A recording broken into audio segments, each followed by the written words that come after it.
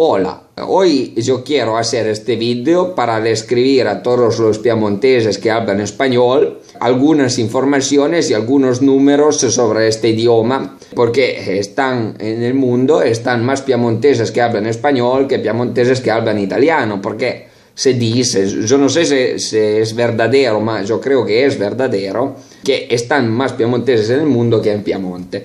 En Piemonte, nosotros, en la región del noroeste de Italia, que se llama Piemonte, están 4.500.000 habitantes, pero no todos hablan piemontés porque la región administrativa es un poco más extensa que la parte donde se habla piemontés, donde solo en una parte de Piemonte se habla piemontés, las otras no se habla piemontés, se hablan otros idiomas del norte de Italia que son también similares al piemontés, pero no son la misma cosa.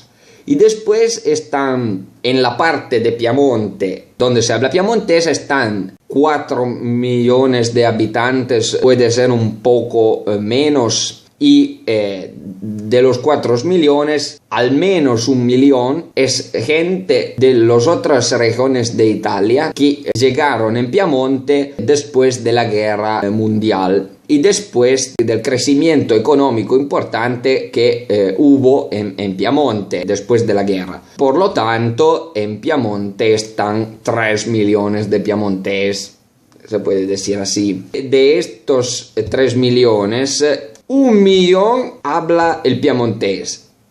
2 millones son demasiado jóvenes para hablarlo porque son nacidos después de la guerra y después de los años 70. Los piemonteses que son nacidos antes de la guerra y antes de los años 70 hablan el piemontés y preservan el idioma un poco, pero no lo hablan a los jóvenes. Por este motivo, el piemontés es un idioma en peligro. Esta es una introducción. Yo quiero hacer videos, ¿cómo se dice?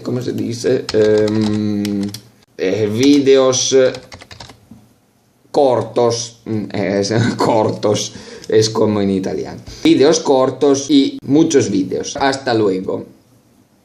Cereal văță, în piemontez dice cereal văță, sentuma cereal.